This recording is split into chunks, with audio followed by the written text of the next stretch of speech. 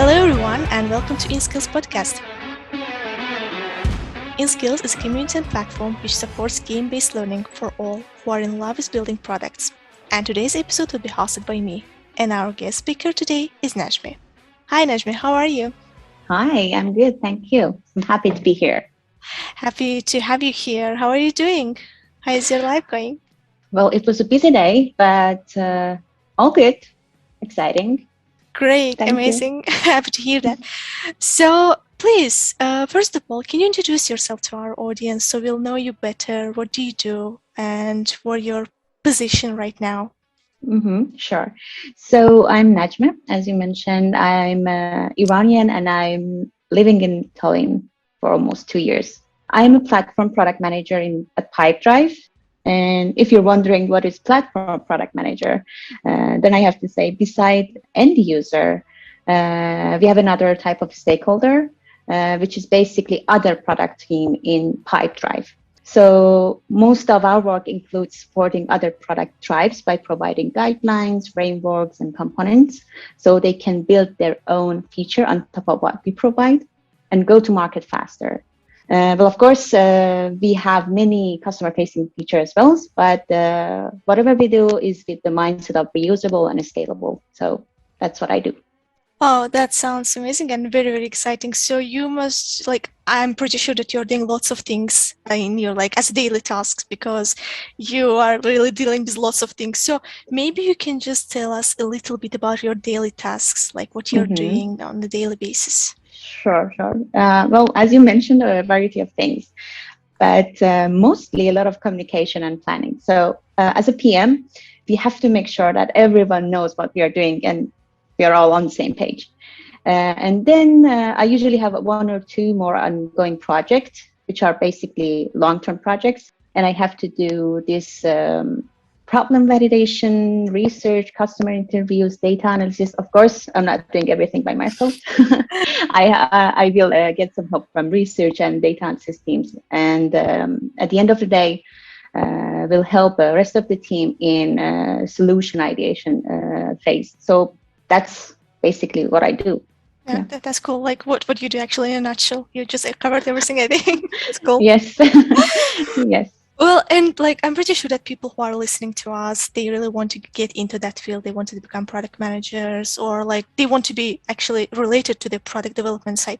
So what helped you to become product manager? How you landed this job or even how you got into that position? How you became product manager? Yeah, good question. Well, at the beginning, I think the first thing that drove me here was being curious and asking a lot of questions. So always look for improvement. And if you don't know something, just ask. This is the first thing that will get you started. And then now in this position, I have to say it's a team that actually will help us to be better. At the end of the day, you're just one person. You're just one PM. You cannot deliver anything by yourself. So it's the team that actually delivers, and it's important that who are you working with, what is the way of working, how you're dealing with the stuff, and it's really important. And I think for those who want to get started, first they have to be curious and then find a good team. That's how they will be successful. Oh, amazing. And I also think as I understood from things that you said, also communication plays a huge part, as a product manager. Yes, definitely. But I believe communication is the skill that is needed for this job. If you have the communication skill, then you have already done half of the job. So really, it's the fact. So if you're not comfortable, just get out of your comfort zone, make sure that everyone knows what you're doing and do the communication. As you mentioned, yes, communication is also important to make sure that you're in the right place. Cool. Actually, what do you think the most challenging part of this job? Maybe communication itself is also kind of challenging, especially for introverts. Yes, exactly. That's always interesting. For myself, the two things that I always find challenging, one is storytelling. especially in corporate companies, it's not easy to onboard people with your ideas and the way that you're thinking. Knowing how to engage and then keep them engaged is the key factor, and very challenging at the same time. But if you know how to do it, then you're successful. And the other one is alignment. In my opinion, alignment is not just one action at a time. It's a chain of alignment, and you have to make sure that everyone to the last person of the chain are informed and knows what is happening. Again, in a bigger companies, these are really challenging, but if you know what you're trying to sell and who are your target audience, and everyone knows, then you're good to go. Cool. Amazing. Actually, yeah, storytelling, I think that's really one of the most important things, because if you really need to sell your product, sell your idea, you really need to be able to kind of like tell the story, what the story behind that. And if it's like a challenging part, like in your job, as I understood, like how do you actually like overcome it? Like how you're dealing with that in order just, to be the best storyteller in the team? Yeah, I have actually asked this same question from our VP of product, and just practice. Yeah. This is how you will overcome everything.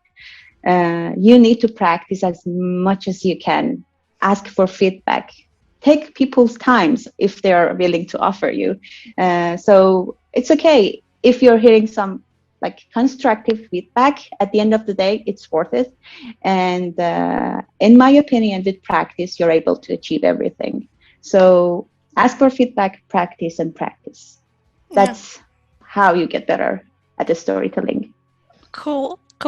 And you talked about like the challenging part, but I'm pretty sure that you also have rewarding part like of this position. So also there are cool things about this. And what do you think the most rewarding part?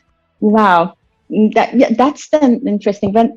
I will give you an example. Well, a few months ago, I was interviewing one of our customers, and during the interview, he actually started to thanking me for the feature that we've been working on, and it was really rewarding. Like the moment that I see that the feature that we are working is being used and they're happy that they're using this feature, it's like they've given me the whole world, and it's really cool.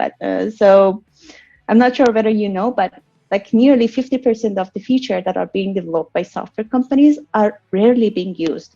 So whenever you're seeing an actual customer using the feature that you built, it's the price. That's really the moment that I will say, oh, I really like this job. So oh, that's amazing. Really, it's like your baby, you're just seeing how it's growing and being used. Exactly. That's so cool. And like actually for doing like all these things, for being a like good product manager, I'm pretty sure you need like as you mentioned actually some skills and some hard skills as well, not just soft skills for sure. And like how you're developing those skills, it doesn't matter whether they are soft skills or hard skills. Like what do you do on a daily basis in order to become a better version of yourself, let's say?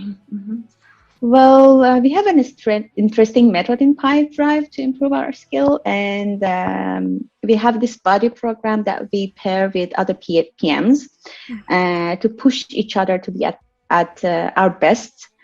And if I want to explain about it, it will take a whole hour, but briefly, it's like a mentor and mentee relationship that works double ways. So that's one of the things that we do in Pipedrive. But in a personal level, I'm always looking for the best practices out there. I really believe in don't invent the wheel sentence. So think about it. There are other people who have done it before you. So I'm sorry. So just look for those best practice, and it will help you even in the ideation level as well. So you don't need to do everything by yourself. Yeah, the answer is out there. Although just Google it sometimes. Exactly, and I think this is a really great skill. Yeah. How to use a search skill is like really important. Exactly, I also think so, because like all the time I was like at my school years, for example, I was trying to learn everything by heart, but I was like, no, actually, you just need to be able to Google because everything is out there. Exactly. Yeah. And like, but maybe you have like some books or podcasts to recommend, or I don't know, maybe some blogs or just one blog, which is like worth everything, like all the other blogs, because I'm pretty sure there are some resources that, like, for example, there is one blog that's you need to read in order to be up to date all the time, or just book, or maybe podcast or anything. Mm-hmm. Well, I have a few newsletters in my mailbox that I will follow them almost every day, like Product School, Morning Brew, and Medium. And these are the things that I follow regularly. And every now and then, one of my colleagues introduce one books, and then I will take a look at it. I don't promise that I will read it till the end, but sometimes you will find some amazing things. So these are a few things that I always like regularly follow. And sometimes those product updates of the tools that I'm using, you will always will find some fascinating ideas in those things. And like Miro, every time that they send some newsletter, you're amazed. Like, how could you do this? Or Telegram, it's like Yeah. it's learning a skill by itself. So I will always take a look at those product update as well, and I believe there is always something interesting in those. Yeah, I totally agree with the actual part about like newsletters and all these updates that actual tools send to you, because we are also like at InSkills actually we really think that information it should be like not that much, not that huge, because like people need to get to the end point very quickly to Exactly. understand what's going on.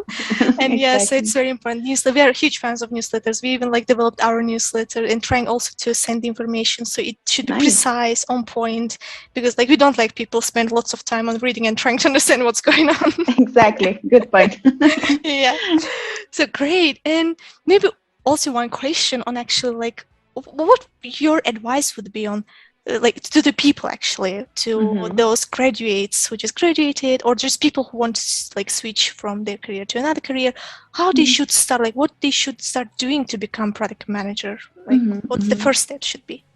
Well, I already mentioned this, but I think it's worth mentioning again. Ask questions. Don't think if you don't have the technical background, you don't make it in product manager. It's a false expectation, especially for women. And I believe asking questions will help you to improve yourself, know how things are done. If you don't know anything, ask, and people are willing to answer. So I think this is the first step. And the next one is always being eager to learn. This is the second one. Like product management, software development are actually, I would call them live career. It's like if you don't follow it, the trend, you will stay behind. So you have to make sure that you're up to date, and then you're always eager to learn. So that's the second thing that they have to make sure they're doing. So Yeah. that's it, I Cool. guess. Yeah, it's actually it's great. I also totally agree with that. That if you're really interested in that, if you really want to become product manager, just go research, stay up to date. Because like, Yes, if you truly want it, you will read lots of things about it. You will try to become one. So it's up to you, definitely. actually. Yeah. Definitely.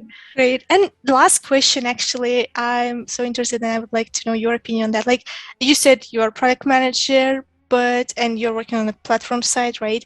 Hmm. So, like, maybe there are some other areas that you're interested in and that you are now like following. And actually, what's your actually future plan on your career, and how do you want to Hmm. develop? Where do you want to be in 5, 10 years? Well, I would. If I tell you that I want to have my own company, it's like such a cliche. I really don't see myself at that point, honestly. I don't know. But something that really amused me recently is anything related to data access. Because at the moment, I'm working on permission and visibility in Pipedrive, and I've been fascinated by this topic for almost a year. Like, no matter how much you learn, there's always more to learn. So anything related to data and how data are shown to the user and everything is always interesting to me. And at some point, I really would like to dig into data trends, like the future of data, in my opinion, is the next trend in products. So that's something that I'm looking to it, but step by step, not like, Yeah, sure. that's something that I have in my mind. That's super cool. Data is future. I totally agree with that. And like these days as well, like I see, and actually we all see that lots of like cool companies, successful companies, they work with data, they rely on data, not just on their Yes, gut feeling or something. exactly. So that's super cool, Najme. Thank you. Thank you so much for today's talk because it was very interesting and very helpful. And I like that we kept it short because I like the fact that, as I said, we are the huge believers that if you want to get information, get it as soon as possible. No need to Yes. spend hours on that. Exactly. Yeah. Right to the point. Yeah. Yes, it was my pleasure to be here, and I hope it was helpful for those who are looking into this career. And yes, thank you for having me. Thanks so much. Have a good day.